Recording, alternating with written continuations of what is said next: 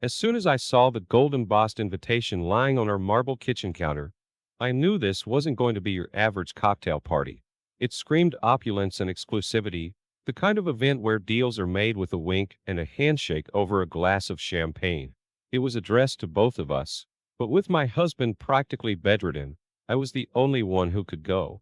Of course, he insisted I attend. For the business, darling, he said, coughing weakly. Great, no pressure. Dressed to kill in a sleek, black dress that hugged my curves just right, I stepped into the lavish mansion. The place was buzzing with well-dressed elites, all laughing a bit too loudly and sipping drinks that cost more than my monthly grocery bill. I plastered on my best smile, introducing myself and making the rounds, all while my thoughts kept drifting back to my husband. God, I hoped he was okay. Then, out of nowhere, Marcus appeared. Tall, dark, and undeniably handsome, with a smile that could melt glaciers. He zeroed in on me like a heat-seeking missile. We chatted, laughed, and before I knew it, he was introducing me to his friends, each more influential than the last. Perfect, I thought. This could be great for the business. But then Marcus offered me a drink. I hesitated for a second, but accepted, not wanting to seem rude. As the night wore on, I started to feel a bit lightheaded, the room spinning slightly. Must be the nerves, I told myself. Maybe the drink was stronger than I thought. Marcus pulled me onto the dance floor, his hands wandering just a bit too far south. Normally, I would have slapped him and stormed off, but my head felt foggy, and my reactions were slow. I noticed a few other men watching us with a bit too much interest, but I brushed it off. Focus, girl. You're here for the business. He leaned in, his breath warm against my ear. Let's go somewhere quieter to discuss business, he suggested. I nodded, thinking of the potential deals we could secure. This is for my husband, I reminded myself, even as alarm bells started to ring in my head. We moved to a secluded room, the noise of the party fading into the background. Marcus's charming smile twisted into something darker, more predatory. Before I could react, the doors swung open, and his friends filed in. My heart sank. This wasn't about business at all. They circled me, closing in like a pack of wolves. Marcus's hands tightened on my shoulders, and I finally understood the trap I had walked into. My mind raced, searching for an escape, but the room spun and my thoughts jumbled. This can't be happening, I thought, my pulse pounding in my ears. Relax, Marcus whispered, his voice dripping with false reassurance. This will be over before you know it. I tried to scream, to fight back, but my body wouldn't obey. The world blurred as their hands closed in, and the last thing I saw was Marcus's triumphant grin. You know that sinking feeling when you realize you've made a colossal mistake? Yeah, that's what hit me like a freight train when Marcus's friends surrounded me. My head was still swimming from whatever was in that drink, and my limbs felt like they were weighed down with lead. I tried to scream, but it was like my voice got lost somewhere between my brain and my mouth. They overpowered me effortlessly, their intentions painfully clear. Every protest I managed to choke out was met with laughter or ignored completely. They took turns, their faces blending into a nightmarish blur. My mind was screaming at me to fight back, to do something, but my body just wouldn't cooperate. It was like I was trapped in someone else's skin, watching a horror movie play out from inside my own head. When they finally left me alone, I was a mess, my dress torn, my hair a wild tangle, and my dignity in shreds. I lay there for a moment, trying to piece together what the hell had just happened. The reality hit me like a sledgehammer. I'd been used and discarded like a piece of trash. Humiliation and rage bubbled up inside me, but all I could do was pull myself together as best as I could. I stumbled back to the main party area, my mind still reeling. Act normal, I told myself. Just act normal. But the minute I saw Richard approaching, my heart sank. He had this look in his eyes, like he knew exactly what had just happened. You look like you need a drink, he said, pressing a glass into my hand. I didn't want it, but my hands wrapped around the glass like it was a lifeline. Maybe it would help numb the pain, I thought. Richard was all smooth words and false concern, promising to help me, to get me out of there. Stupidly, I believed him. I followed him to another room. desperate for any kind of escape from the nightmare I was living. But as soon as we were alone, his mask slipped. Richard's intentions were no different from the others. He forced himself on me, and I was too drained to fight back. My mind screamed, but my body was limp, unresponsive. It was happening all over again, and there was nothing I could do to stop it. When he finally left, I was alone again, this time even more broken than before. I thought about calling for help, but who would believe me? Fear and shame paralyzed me. I wanted to leave, to run as far away from that place as possible, but then I thought of my husband. I couldn't let his business connections slip away because of what happened to me. I had to stay. I had to. I forced myself to stand, fixing my hair and straining my dress as best as I could. Every step back to the main area was a battle, but I kept my head high, trying to mask the turmoil inside. I was determined to make it through the night, no matter what. For my husband, for the business, for whatever scrap of dignity I had left.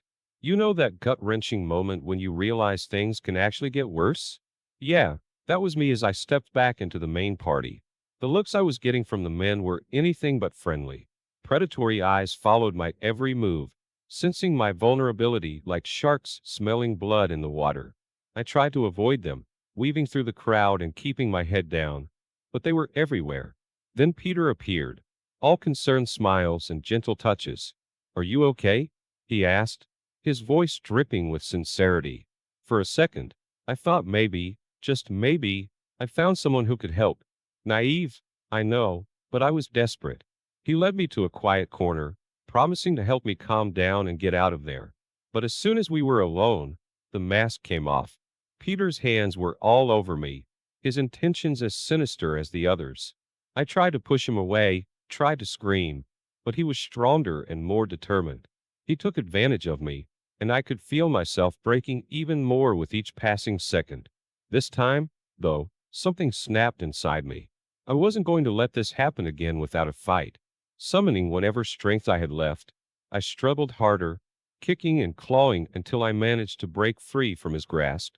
Heart pounding, I bolted for the restroom, locking myself inside and collapsing to the floor.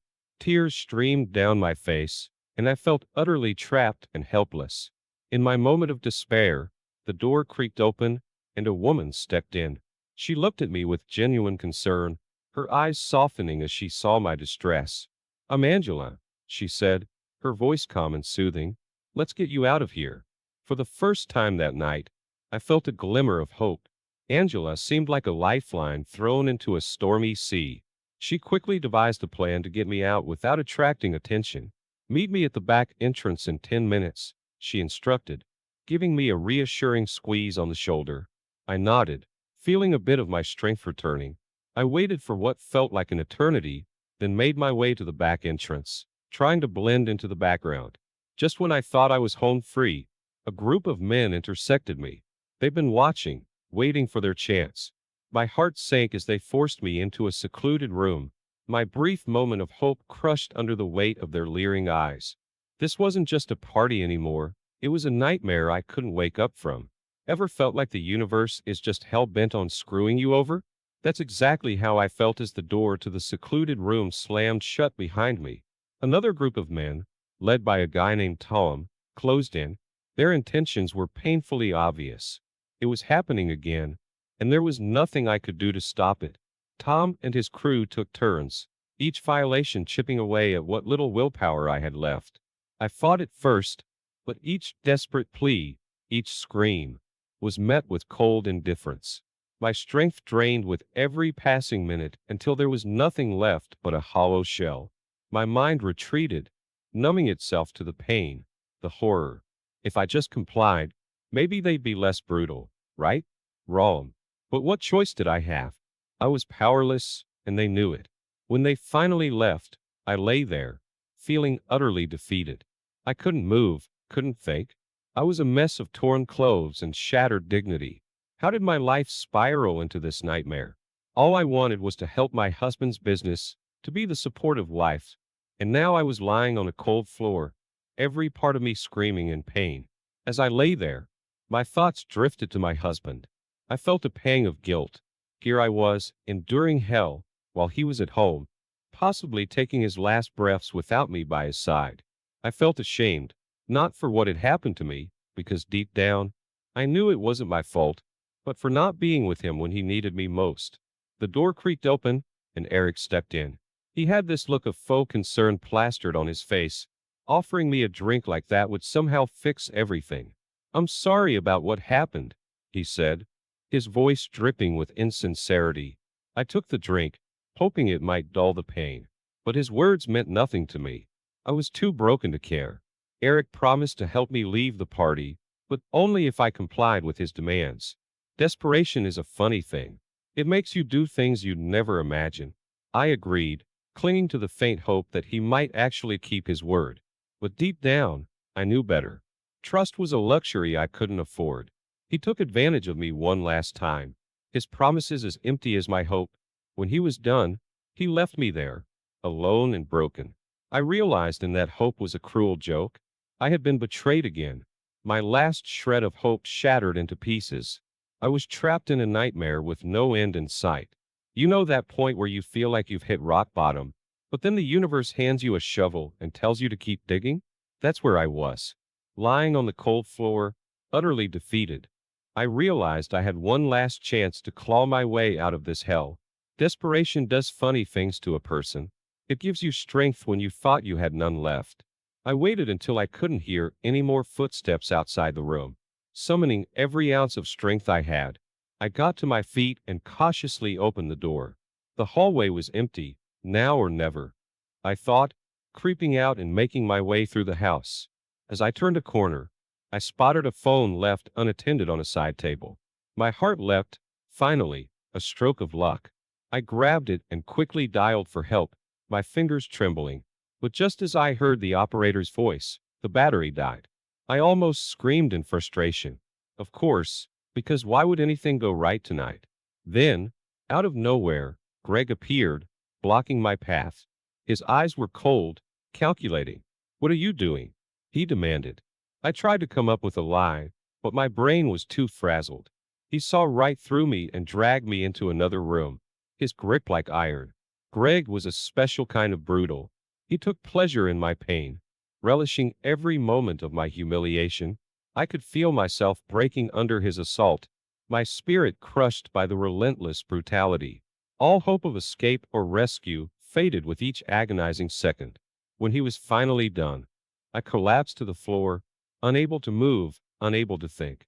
I was nothing more than a broken shell, my mind and body shattered by the repeated violations and betrayals. I didn't even have the strength to cry anymore. Just when I thought I couldn't take any more, the door opened again. Angela, the woman from the restroom, rushed in. Her face was a mix of horror and determination as she helped me up. "I'm so sorry I couldn't get to you sooner," she said, her voice shaking. "We're getting out of here now." With Angela's support, I managed to stumble out of the house. Every step felt like a victory, each breath a defiance against the nightmare I'd endured. We made our way to her car, and I collapsed into the passenger seat, my body trembling with relief and exhaustion. As we drove away, the mansion fading into the distance, I felt a glimmer of hope for the first time that night. Angela had saved me from the abyss, and though I was battered and broken, I was finally free from that hellish party.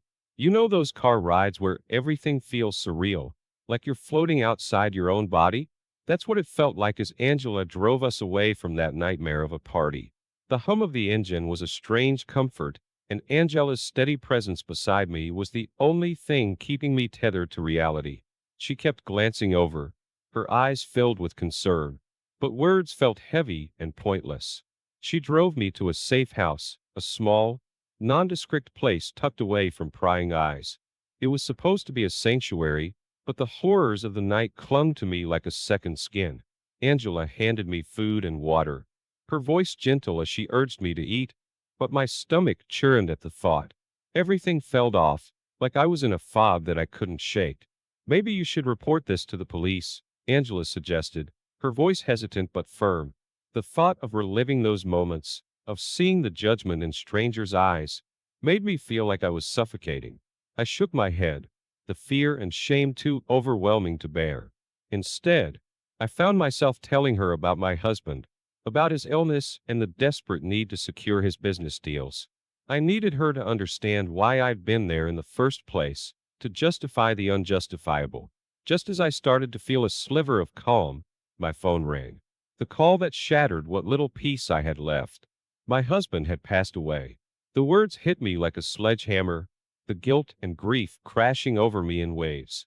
I had been enduring my own hell while he had slipped away, and I hadn't been there for him. The pain of that realization was almost more than I could bear. His funeral was a blur of condolences and sympathetic looks, none of which could penetrate the numbness I felt. I stood there, trying to maintain my composure, but inside I was a whirlwind of emotions: grief for my husband, trauma from the party, and a simmering rage at the men who had violated me. That rage became a driving force. I couldn't let them get away with it. I decided to confront Marcus and his friends, to make them pay for what they'd done. Gathering evidence was daunting, but every piece I found fueled my determination. This wasn't just about me anymore, it was about justice. The confrontation at Marcus' office was nerve-wracking. My hands shook, but my voice was steady as I demanded justice. He tried to dismiss me, his smirk infuriating, but I stood my ground. The look in his eyes when he realized I wasn't backing down was a small victory in itself. This was far from over, but for the first time, I felt a flicker of hope. They would pay for their crimes, and I would make sure of it. You ever have that feeling when you step into a cold shower and every nerve in your body jolts awake? That's what it felt like when the police finally started investigating my case. The process was slow and painful, dragging every ugly detail into the harsh light of day. I had to recount the events over and over, each time feeling like I was tearing open fresh wounds. But I was determined to see it through, no matter how excruciating. Unexpected support came from all corners. Angela, my unexpected savior, became a rock-solid ally. Together, we dug up every piece of evidence we could find, preparing for the legal battle ahead. It was like piecing together a shattered vase, fragile and painstaking work, but necessary. The courtroom felt like a battlefield. I stood there, testifying against Marcus and the others, my voice trembling but resolute. The process was grueling, with their lawyers trying to twist my words and paint me as the villain. They spread rumors and lies, trying to discredit me at every turn. Public scrutiny was harsh, but I refused to back down. This wasn't just about me, it was about justice. Then came the turning point. Key evidence was presented in court, and witnesses came forward, corroborating my story. Each piece of testimony felt like a brick in the wall of justice we were building. The tide was finally turning in my favor, and I could see the smug expressions on Marcus and his cronies start to crack.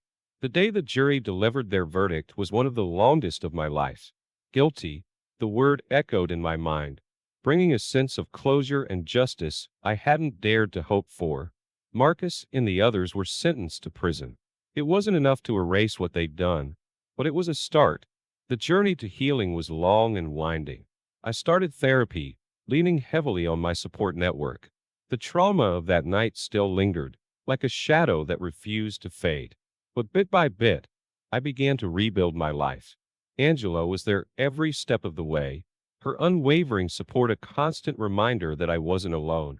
With Angela's help, I found a new job and a new sense of purpose. There were days when the past haunted me, but I was determined to move forward. I had survived the worst night of my life, and now it was time to live again. The scars would always be there, but they were a testament to my strength and resilience. This was my new beginning. I had been broken and battered, but I was still standing. And that, I realized, was a victory in itself. You ever find something you weren't looking for, and suddenly everything clicks into place? That's exactly what happened when I stumbled upon my husband's hidden diary.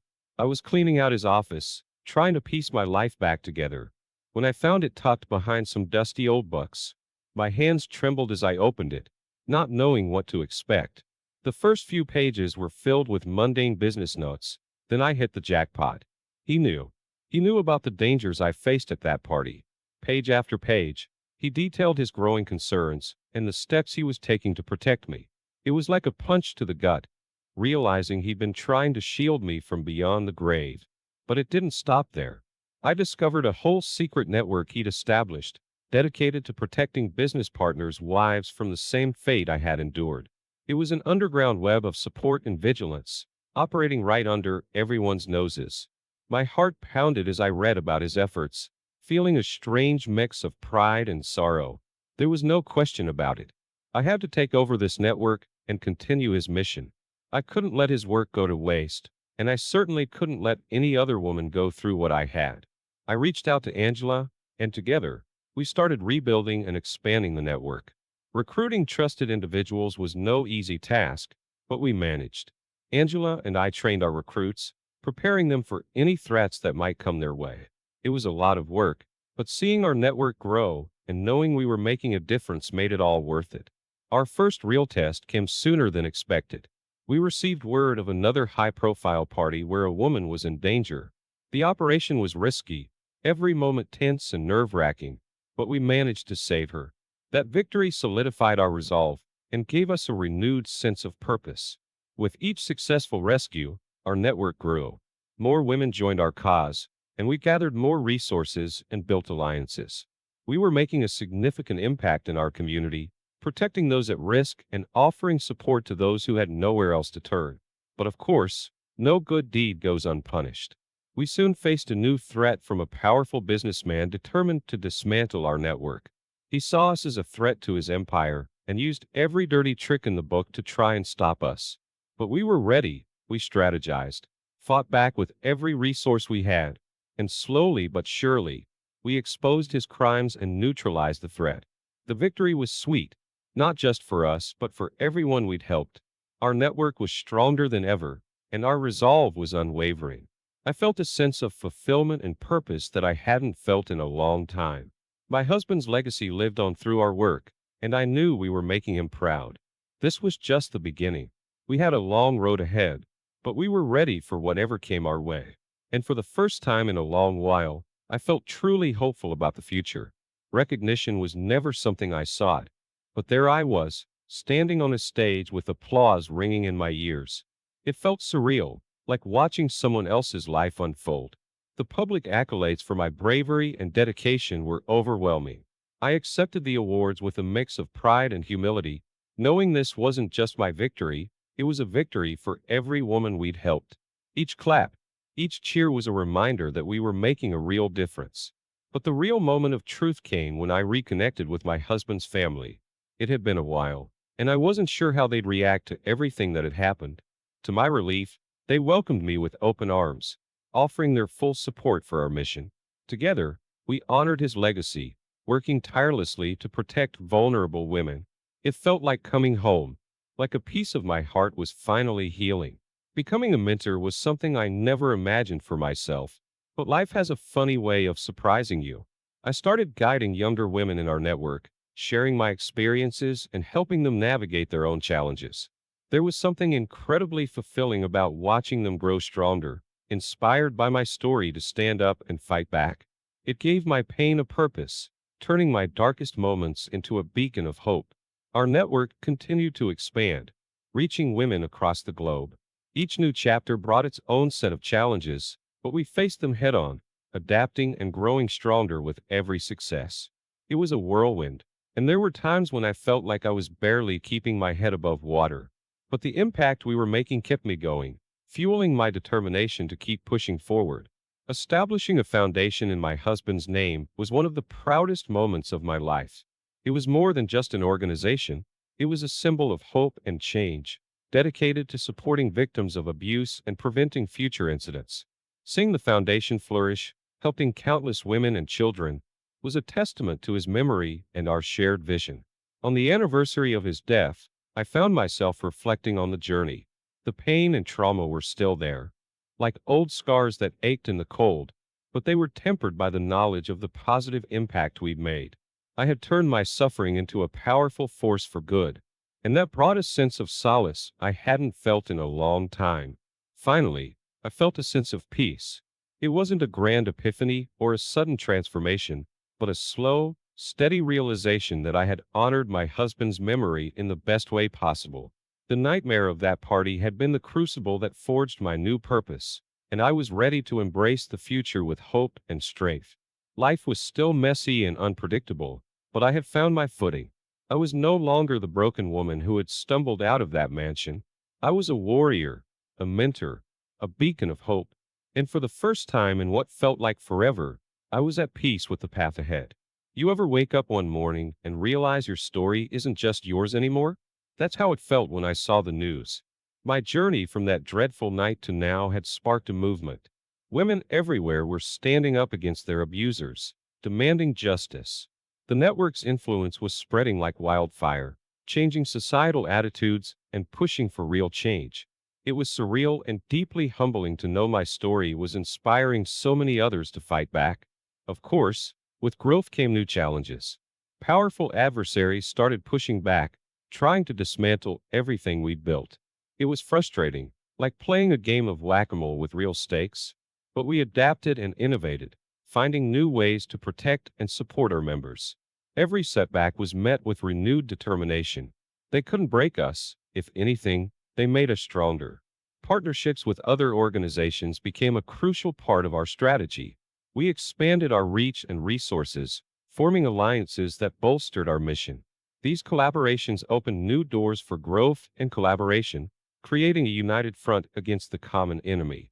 It was exhilarating to see how much we could accomplish together, each partnership a testament to our shared commitment. Advocacy became my new battlefield.